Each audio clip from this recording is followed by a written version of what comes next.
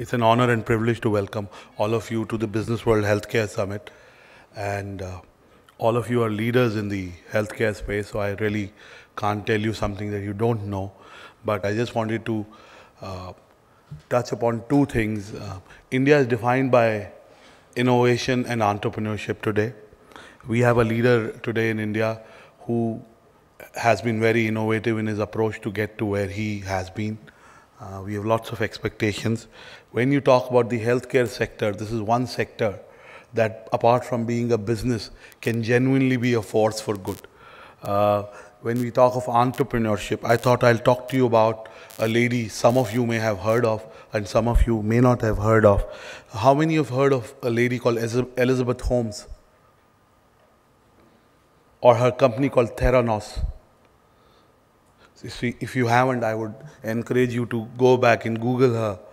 And Elizabeth Holmes, at the age of 19, founded a company. She's now 29, and she founded a company called Theranos, which is derived from two words, therapeutic and diagnosis. And she really used digital technology and very basic digital technology to come up with a digital meter, if I may use a word, where doctors don't have to take blood samples and really the vital statistics and the vital information about various parameters can be relayed using technology. It's a company that's valued over $9 billion. She's raised about $400 million over the last few years. And really, when we think of companies like Theranos or people like Elizabeth, we need people like that in India. And I was talking to Joe, who's our healthcare editor. Most of you know him. I was talking to Joe that, we keep talking about public-private partnership in the healthcare. For the last 10 years, as somebody who's an entrepreneur and who has friends, we've been talking about it. But, even after 10 years at a healthcare conference, I would like to ask all of you in the room who are really leaders in the healthcare space that it hasn't been achieved in the way it was envisaged.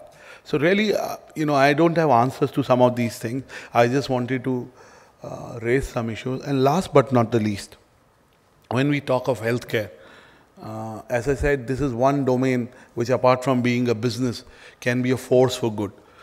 When we talk about the financial services sector, we talk about inclusive growth, we talk about inclusion. I think the first sector that can really benefit from inclusion, and financial inclusion can have many dimensions impacting healthcare. I think the cost of healthcare in India is just skyrocketing. It is just, it is no longer affordable even for middle class households. And we've talked about, how insurance companies have a role to play in this. Every stakeholder. I think affordable healthcare, I don't know if it's an oxymoron, but the fact is that the healthcare costs have really gone up. Most of us can probably afford it, but a lot of people outside who are promised delivery through various vehicles and through various schemes, actually when it comes to implementation, it never happens.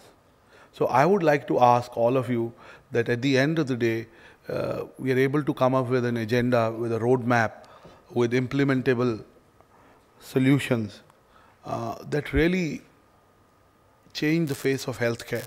And as Business World, we just don't want to organize a conference. We actually want to be a platform which really takes these issues forward and make sure they have some impact on policy making and is able to act as a voice of the industry with the policy makers. And while our magazine does that, our digital platform, our events, our white papers, our linkages with global platforms serve to make sure that there is an exchange of ideas. And today at this Business World Healthcare Summit, we go back with some solutions for our country and for our industry. When I was researching this domain and some of the issues that were there 10 years back still remain. I hope over the next 3 to 5 years, we are able to really impact the healthcare industry in a manner that we really deliver affordable healthcare. Thank you so much.